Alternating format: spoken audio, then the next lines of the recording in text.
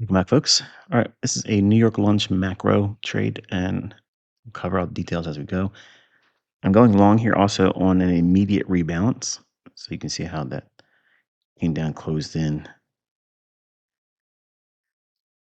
and I'm annotating the buy side balance, sell side efficiency, and we're inside of the 1050, 1110 macro, and that is the high I'm aiming for. Okay, and I'll tell you why as we go along. So I want to see price stay in the upper half of that blue shaded area. I'm bringing the stop loss up because if it goes down there, I'm wrong. All right, so we have the top of that blue box right there. That would be a wonderful area to add, but this position is too big for any more additions because of the volatility today. It's extremely volatile, very, very fast market. I was not able to be with you all today because of some rules, obviously. Whenever we have a large down day, the very next trading day, I usually try to avoid the morning session. And it didn't really give me a first presented fair value gap set up this morning. So that's the lunch macro buy side liquidity I'm aiming for. And I'll tell you why in just a few minutes as to why I'm selecting that high, because there's rules to it. And this is another inversion fair value gap that I believe that once price gets above it, it should support price and then run up into that lunch macro buy side liquidity pool. Notice the blue shaded area. I was entering on the candle that came right back down to the low of it and creating an immediate rebalance. That means the candlestick prior to the bullish candle I was trading long in the retracement of, it touched its previous candle, and it's also the low of the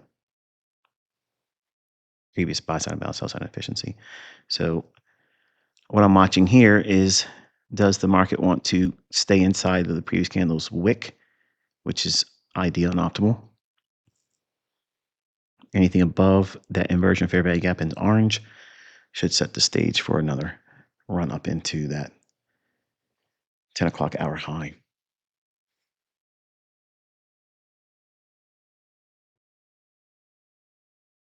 You see how those candlesticks are basically the same low?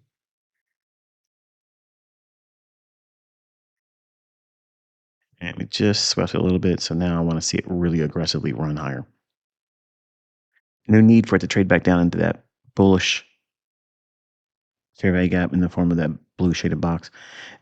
It's acting when I entered as a reclaimed BISI, buy side balance, sell side efficiency.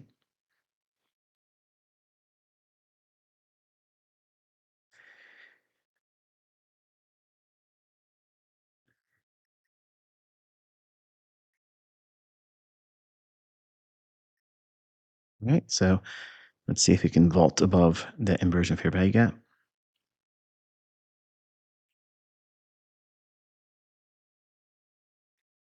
Market basically just fell out of bed this morning. In all honesty, I'm glad that I wasn't with you, because in the comment section, I'm seeing a lot of folks reporting that they're making profitable trades using the tape reading and the opinions and commentary that I give in the Telegram channel. And that's what you don't want to be doing. You don't want to be doing that. And today was so fast that, even if I was giving any kind of opinion, I'm quite certain some women probably would have hurt themselves, because it was violently fast, unforgiving, just kept breaking lower, lower, lower. Which begs the question is, why do I feel, and why did I feel that it was warranted to take a long here? Because we had traded all the way down to the low of the morning, just after 10 o'clock. And then at 10:30, we had basically had 1 hour trading. So that's the 1 hour dealing range. And when it's been here we are trading above the inversion fair value gap. So we want to see it trade above it, break above it, and then come back down and retest it. And once it tests it, we want to see it stay away from the lower half of it. But that first hour's trading, that dealing range, when there's been no real retracements on buy side, that's usually a very, very strong setup for my lunch macro, where it basically just retraces into a key high or low. And I'll tell you the rules for it. That way you know. Just let's pan out through this setup with each individual candlestick. Okay, so we came down. Now we left that inversion fair value gap. So then we don't ever want to see it come back down in and trade to the lower half of it. It can come back down and touch it again, but it's beneficial for us if it doesn't do it.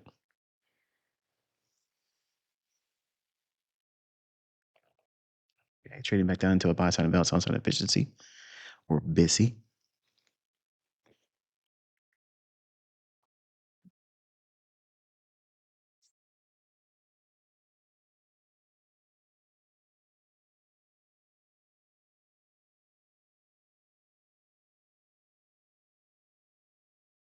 Okay, so see how it traded down into the half of that inversion fair value gap? We don't want to see it trade to the lower end of it now. So whenever you're trading my inversion fair value gap PD array, you're looking for that characteristic.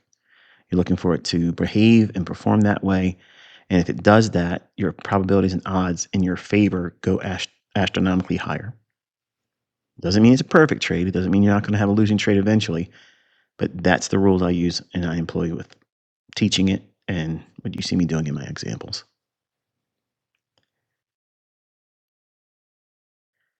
All right, so this looks really good for a run up into that lunch macro buy side liquidity pool.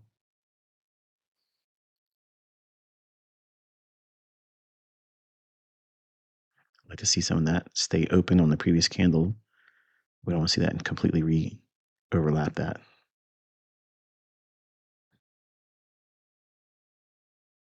Very nice. Very, very nice.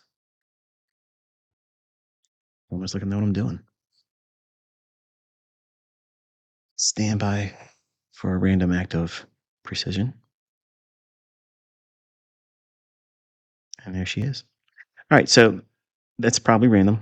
So let's take a look at why I picked that high here. Okay, we saw the market trade lower, obviously, and really no run on buy side. So what I'm showing here is I'm going to take it back to 10 o'clock because that's the end of the first 30 minutes of trading. So that's your opening range. So that high that forms after 10 o'clock up to this level here are reasonable targets for the lunch macro. So it's the high that forms after 10 o'clock when you're selling short for the day or targeting it, and reverse it for markets that have been rallying higher. There's all my executions. Hope you found it insightful. Until I talk to you next time, be safe.